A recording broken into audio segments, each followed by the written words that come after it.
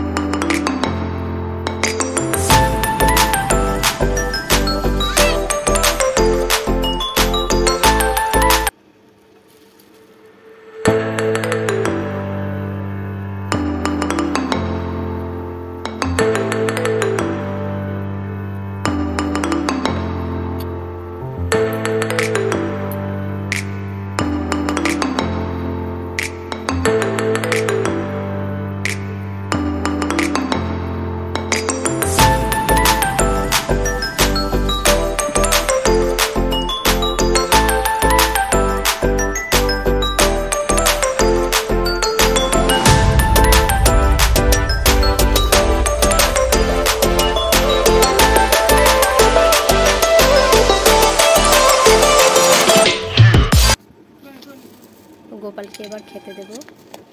তো গোপালকে খেতে দেওয়ার সময় অবশ্যই কিন্তু মনে করে তুলসীপত্র দিতেই হবে, নাহলে গোপাল খাবার গ্রহণ করবে না। পুজো করে নেব গোপালকে ফুল দিয়ে।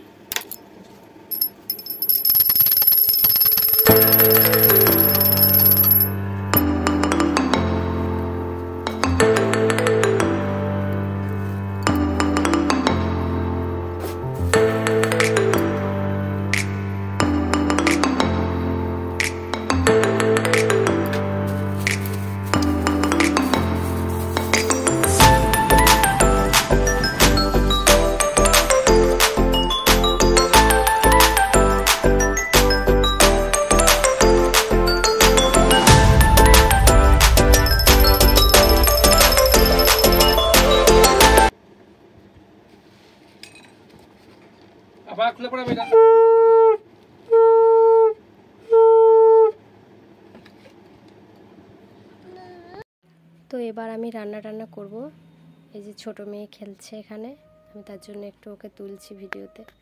ও একটু মজা করছে, খেলছে। ও দিদি ওইখানে আছে, তার জন্য ও ওখানে যাচ্ছে। তো চলো এবার রান্না টান্না করতে হবে। আমি সারাদিন কি করছি সেটা আপনাদেরকে দেখাবো। সেজন্যই আর কি। আসলে ব্লগ সেরকম ঠিক মতো আমি বানাতে পারি না, তবুও চেষ্টা করছি। চলো, ভাত বসানো হয়ে গেছে, এখানে মাছ আছে। মাছটা আমি অর্ধেকগুলো ঝাল হবে, আর প্রেসারে আলু সিদ্ধ হয়েছে। মাছের জন্য মশলা নিয়েছি, হলুদ গুঁড়ো, লঙ্কা গুঁড়ো, জিরে গুঁড়ো, ধনে গুঁড়ো আর একটু গরম মশলা গুঁড়ো আছে। এখানে আদা রসুন আছে, আদা রসুনটা পেস্ট করে নেব। আর এখানে পেঁয়াজ কুচি, লবণ, সাদা, শুকনো লঙ্কা, আর এখানে পটল আলুর তরকারি হবে। এটা সজনে শাক, আপনারা তো জানেন। আর এই সর্ষেটা মাছের ঝোল। কথা বলতে বলতে ভাত ফুটে গেল। এবার ভাতটা হয়ে এসেছে, এটা এবার নামাবো। ভাতটা হয়ে এসেছে।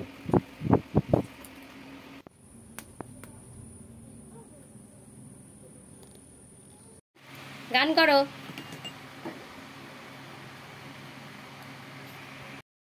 তো স্নান করে বড় মেয়েটা পড়তে বসেছে, আর ছোট মেয়েটা একটু খেলা করছে। তো এখন স্কুল ছুটি না, স্কুল ছুটির জন্য ও চান করে পড়তে বসে, মানে স্কুলের টাইমটা আর কি। চলো কথা বলতে বলতে আবার রান্নাঘরে যাওয়া যায়। এখানে পটল আলুর তরকারিটা আমার হয়ে গেছে। এবার সবাইকে খেতে দেবো।